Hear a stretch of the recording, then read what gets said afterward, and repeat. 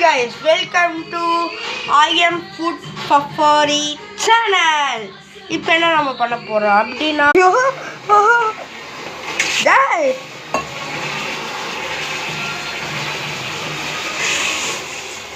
பாடி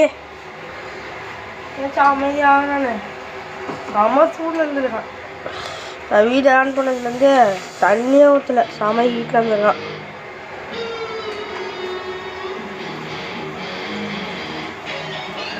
பாருங்க guys, நம்ம என்ன செய்ய போறோம்னா உருளைக்கிழங்கு சப்ஜி தான் பண்ண போகிறோம்.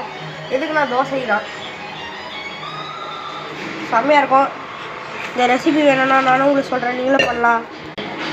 அதுக்காக ஒரு முதல்ல இந்த உருளைக்கிழங்கு ஊற வச்சுக்கணும். நான் வந்து எத்தனை உருளைக்கிழங்கு எடுத்துக்கிறேன்னா 4, 5, 6, 7 உருளைக்கிழங்கு எடுத்துக்கிறேன். எங்களுக்கு போன அளவுக்கு நாங்கள் செஞ்சுருக்கோம். உங்களுக்கு எவ்வளோ வேணுமோ நீங்கள் உருளைக்கிழங்கு எடுத்துக்கலாம். அது எங்கள் பேச்சுலட்டியில்.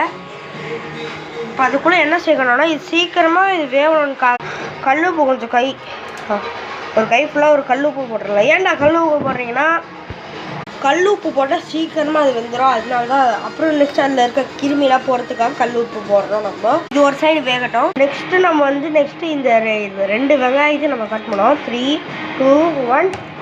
இந்த தக்காளி வெட்டிக்கலாம். 3, 2. இப்போ நான் மேஜிக் பண்ண போகிறேன். 3, 2, 1. ஒரு வழியாக உருளைக்கிழங்கு வந்துச்சு. உருளைக்கிழங்கு பிடிச்சாச்சு. உருளைக்கிழங்கு புதுசாக கட் பண்ணி வச்சாச்சு. ஒரு பேனில் தேவையான அளவுக்கு எண்ணெயை சேர்த்துக்கோங்க. நெக்ஸ்ட்டு தேவையான அளவுக்கு வெங்காயத்தை சேர்த்துக்கோங்க. வெங்காயம் ரொம்ப முக்கியம்.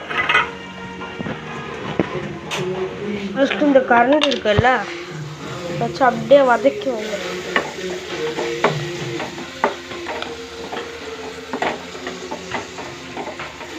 ப்ரௌன் கலரில் வர வரையும் நல்லா வதக்கிட்டே இருக்கணும். அப்படியே தக்காளியும் போட்டுக்கணும்.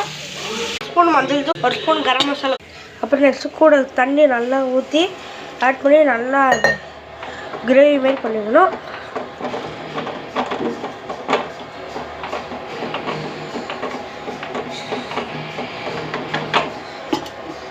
நெக்ஸ்ட்டு மிளகாய். அப்புறம் நெக்ஸ்ட்டு நம்ம கட் பண்ண உருளைக்கிழங்கு போட்டாச்சு. இப்போ நல்லா வச்சு அப்படி தான் இருக்கும் guys. இதோட நெக்ஸ்ட் vlog சந்திக்கிறோம். Bye from Village Food Safari. Bye. Bye.